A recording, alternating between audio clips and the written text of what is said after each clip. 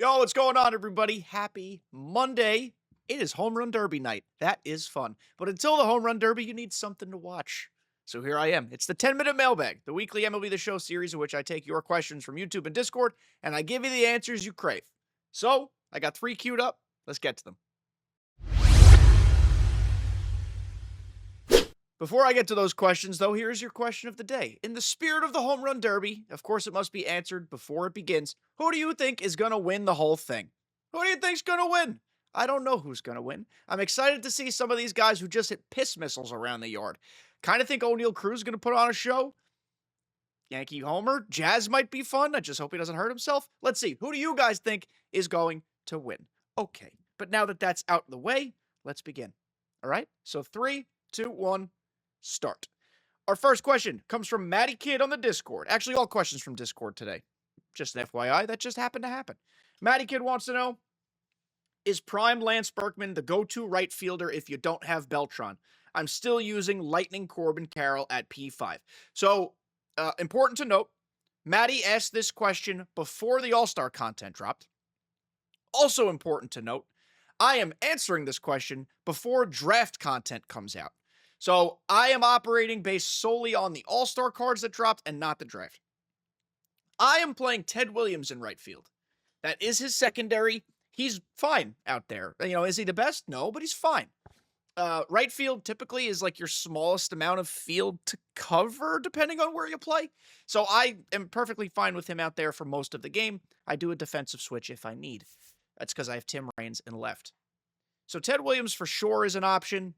Not everybody has Ted Williams. If you don't have Ted Williams, Juan Soto, incredible bat. I don't suggest you put him in the field, though, because he can't field. I've played people who use him in the field. It's 50-50, I suppose, on how good he does. I wouldn't play him out there.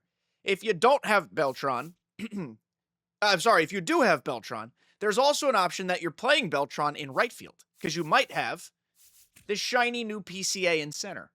PCA is, in my opinion, one of the most valuable bench players in the game for a few different reasons. That's just my opinion. But you could also put Beltran in right.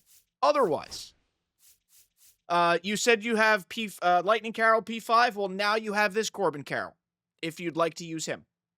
You might still prefer the Lightning one. That's fine. The attribute spread's going to be different. I do think Berkman is a very good option. I started to slow down with him. 295 for me is like, it's fine. It's not lighting the world on fire. Tim Raines also was more exciting to me as a left field option, so that's why I made the switch. But Lance Berkman for sure is valuable. If you're thinking about making a change, or you see the new All-Star cards and you want to give somebody a try, Ryan O'Hearn's all right. He's got a really nice swing. He's going to struggle against lefties, so I suggest you have a platoon bat ready. But he's got a really nice swing. I think this Tatis is underwhelming. Tatis, is not going to have like a super incredible card until the 99s come out. 5-tool players get hammered until 99s come out. This Hank Aaron's a little disappointing. Barger can't hit lefties either. Wensiel Perez could work as a starter. I view him as the ultimate bench bat. Sosa kind of yucky-ish. If you're a Cubs fan, cool. Burleson can't field, but his bat's really nice. Bryce Harper's bat is, for a lot of people, nice. Castellanos is really good. I think right field actually has a lot more depth than people think. And then you go into secondaries. We're talking, if you have Shohei unlocked, put him out there. Brendan Donovan's got a really nice swing. Riley Green's really good. Kyle Stowers really good. I mean, right field has got a ton of options.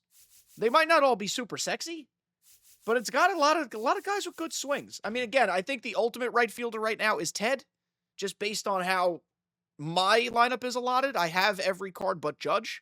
Judge, by the way, another right fielder you could use. The new collection Judge. Though I don't know if I'm going to use Judge. Listen, I love the guy, Yankee fan. The swing for me, I can't do it. It's not even the vision anymore, because 70 vision on that card is decent. I hit nothing but like low line drives. I can't elevate the damn thing. I don't know. Might just be my problem. If you're good with Judge, there you go. But right field has a lot of options now. We're going to start getting to the point in the game cycle where a lot of positions are going to have a lot of options. And that's exciting to me. We're going to talk a lot more about all the content that just came out in tomorrow's podcast. So check that out. But thank you for your question. I hope that helps. It is not wrong of you to use Prime Berkman or Carroll or anything. Use the guys you like. But there are now a lot of options in this game. Our next question comes from Awesome Sauce because he uses Z's instead of S's, and that's fun. Can you talk about your time streaming on Twitch, why you stopped streaming, and perhaps a return to it in the future? Yeah, I don't mind throwing a little personal question in there. So yes, I used to stream on Twitch. It's probably been about a year and might not be a full year and a half, but it's been a year and change since I've streamed. Streaming is, first I had the podcast as my content, then I got into streaming, then I got into YouTube, and have since cut out streaming. Streaming for me just didn't become fun, and not that I didn't like hanging out with everybody. That was always fun. But I lost fun in the gameplay. Streaming started to feel like a chore because I had to keep on a schedule or like a semi-schedule, and that means I had to play the game during those times, and it just became very inflexible. I also like doing YouTube, and I prefer doing YouTube recording off stream because you don't have to be perfect. When you're recording on Twitch, you feel like you got to be perfect. Even I know you don't, and I know you guys will tell me that you don't. But it's just how I feel about it because of quality control. And it's hard to record a video while doing Twitch, paying attention to chat, this, that, and the other thing. The people who do that, the content creators who are able to do that, that's a skill they possess that I don't. So Twitch for now is deceased. It's not necessarily buried 6 feet under. Could there be a world where that happens again? Maybe. I enjoy YouTube more as of now. Candidly, I make a little more money from YouTube than I did from Twitch, so that, is something of a factor of it too. And there's only so many hours in the day. I work a full-time job, married, we're house hunting. Like, there's a lot going on in my life. And I try not to just only play this video game. I try to, do other stuff too. So, but yeah, thank you for your question. I appreciate you answering that question. Or asking that question, rather. If I do return to Twitch, there will be, and don't take this as like an imminent return, but if I do return to Twitch, there will be some sort of announcement. I'm not just going to shadow go live. I'm going to be telling everybody or make a whole little thing about it if that ever happens. But thank you. I appreciate that question. Second question of the day. Do you want me to come back to Twitch? I don't know. Let me know. Let me know down below. Final question today comes from Logan. Short question. When do you think the next Legend Collection drops? I appreciate short questions. So Ted Williams came out, which I meant to look this up prior to beginning, but I'll do it now. When did Ted Williams come out in MLB The Show 25? June 13th. Has it been a month already at Ted Williams? Really? Wow. Wow. Okay, June 13th. That seems like a long time ago. So it's July 13th. June 13th is when that came out. What do we got on the calendar? We got that. It's all All-Star content. Okay, so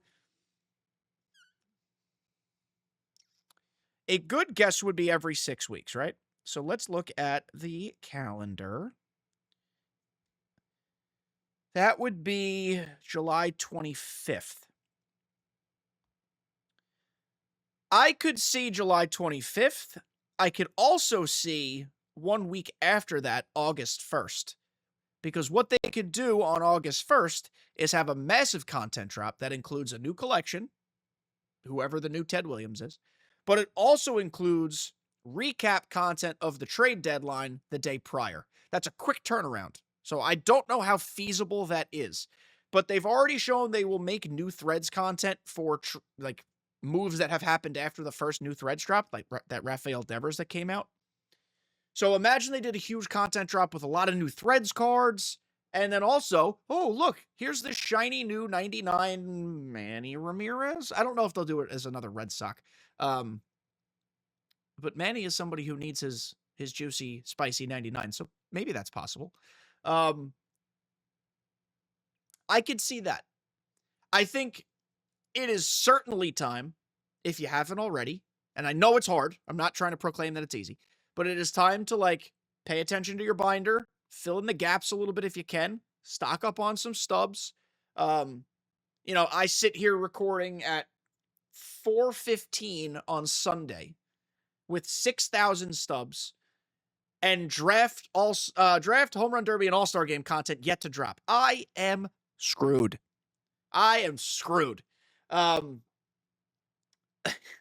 not looking forward to being well behind the 8 ball on that. But if you're in a better spot than me, start filling in the gaps. Like, maybe we'll do some sort of video when we know when the collection's coming out about what we think we'll need. But, like, be in a place where you've got stuff completed.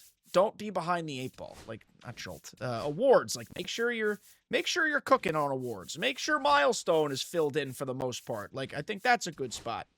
Contributors, really easy to be like 97% done. Last Ride, you should already be done. That one's not bad. Rookie, that's easy. Like, just pay attention. All-Stars probably going to be the one everybody skips. That's okay. I might skip it too. But just, where it's feasible, like Standout is actually becoming very feasible, fill in those gaps. I don't know who this next collection is going to be. I don't know. Who do you want it to be? That's now 3 questions of the day. 3 questions in the mailbag, 3 questions of the day. That's called symmetry. That's a happy accident. Yet another 10-minute mailbag in the books. We've done a lot of these. I don't know how many of these we've done, but I enjoy them every time. Could there be a world where they get increased? Maybe. Keep asking for it. Sure, if you guys keep asking more questions, I can find ways potentially to make them longer. Okay, you guys want more content? Give me more content to use in this specific setting, because this mailbag is not possible without you guys. And that's why I love it so much. It's a fun little community exercise. But that's it. Thank you for watching to the end. Make sure you watch the podcast on Tuesday or listen to the podcast on Tuesday. Talk all about the All-Star content drop that has happened already. Again, this week is going to be filled with content. There's going to be content everywhere, content aplenty. So inevitably, we're eventually going to be behind the 8 ball. But for now, we're going to talk about the All-Star content that dropped on Friday. Okay? All right? Everyone, lock in your plans. Podcast tomorrow. Love you. See you next time.